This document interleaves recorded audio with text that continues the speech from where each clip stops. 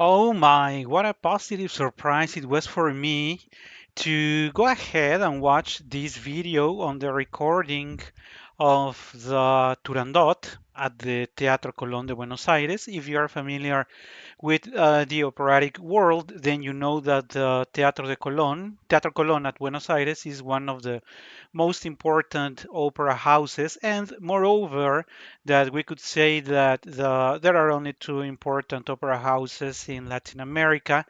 One of them, of course, would be the Teatro Colón in Buenos Aires. The other one would be the Palacio de Bellas Artes in Mexico. So one of them, the Teatro Colón, has made such an astonishing job in this Turandot. For that purpose, I thought, or I told myself that it could be very nice to share with you. Now that also it turns out that we are talking, or that we recently talked about Nessun Dorma, provided that the latest episode was the dissection of that area. I thought that it was a very good time, or a very positive coincidence that I ran into this production. I found it. Sometimes the algorithms of YouTube work, and this was the one of those days when it actually worked because I noticed it was the in my feed, and I saw it, and I told myself, well, it looks nice. It had the image of the whole stage, and I told myself that it really looked nice. And I told myself, "Well, let's go ahead and take a look at that." And that's how it all started. But the important piece here is let's talk about let's start talking not about the singers. Let's start talking about the visual, the overall sensation of this production, and I would give it 10 out of 10. It's visually, it's beautiful. Of course, one needs to refer that it could be a classical conception of Turandot. Now that there is people on opposite sides on whether the the original productions or conceptions of the opera are old-fashioned, and there are those that are making very crazy things on the stage that one can barely relate to anything close to what the composer actually did. And so this one is visually is beautiful. The costumes are beautiful, and everything visually speaking on stage. The lighting is also very, very beautiful. Anything related to visual to me is amazing. The use of the space is very smart. The movements on the stage for both the choir and the singers, it's also very smart. No need to make them run to stand in strange positions, for Turandot to carry a 500 kilos costume, nothing like that. It's just everything's working from my perspective. So that's visually speaking. Talking about now the music and just the music. Talking about the director. The director this time, and I'm going to allow myself to read it from here. The conductor is Miss Beatrice Venezzi, an Italian, a very young Italian composer, and I have to say that her job is, I would also say it's 10 out of 10. It was a long time that I had not seen such understanding on the music of Puccini. I also spent some time reading on her, and I noticed that she has dedicated some of her professional efforts in directing Puccini works. That's what makes complete sense. Um, Unfortunately, we have way too many directors that really don't understand the composer, and there's times when they are listening to Verdi and it sounds more like Beethoven, and then you're listening to Mozart, and for some strange reason now it sounds more like Puccini or any other messy thing that recently directors do. That is not the case. I really loved the accents and the pace of Beatrice Venezzi.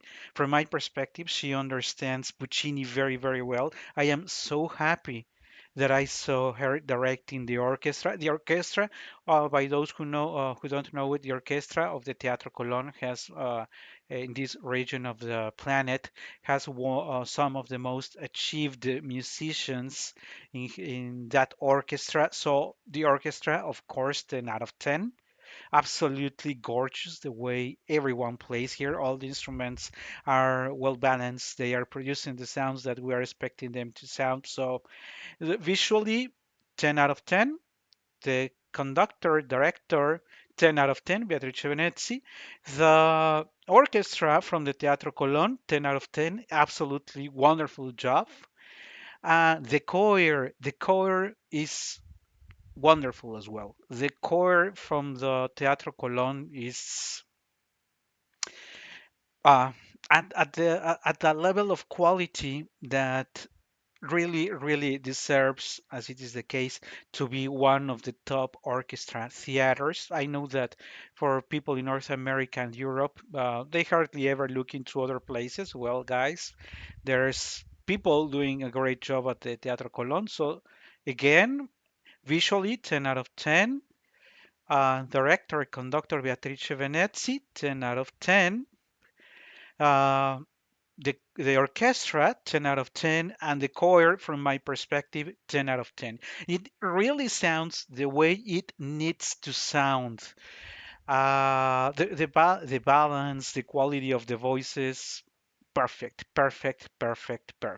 Now, getting to the job of the three main singers, which are Turandot herself in the voice of Anastasia Valderieva, Calaf, the prince, the Venezuelan singer Jorge Puerta, and Liu in the voice of Marina Silva. Uh, Forgive me if I don't mention Timur, but the role of Timur is very short, as well as Ping, Pong, and Pang. It's not that they are not that important, but I would like to keep my focus in this entry on the three main roles. And let's refer in the order of appearance to Turandot in the voice of Anastasia Voldorieva.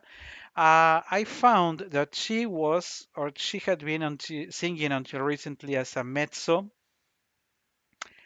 Um, Sorry to say it this way, but I find that Turandot is her singing is the weakest of the three.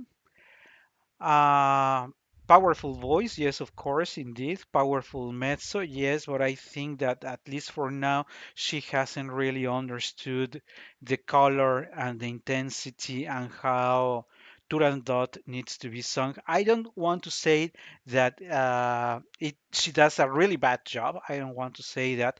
Only that in comparison to the two other main roles, she could be the weakest one. I think maybe she rushed to get this role from mezzo to soprano, but Turandot is a lot more than just as a mezzo with powerful high notes. There must be some sort of uh, s- bright sound in Turandot. It's not just that she reaches the notes, but it has to be. Allow me please for make this comparison. It's like a trumpet crossing all through the air, and when she's singing and the scene of the enigma of the riddles, it seems to me that she also falls short of breath a number of times. I'm not really satisfied with how Anastasia Valdarieva does the job. Hopefully, she will perform better in the future. But just to be fair, Turandot is not an easy role. There are many more accomplished sopranos that are not really a good Turandot either. So, coming from the point that it is a really hard job role to sing, I would say that maybe Anastasia would be a 6 or a 7 out of 10. Hopefully, she will be improving soon. Following the order here, Calaf. Calaf is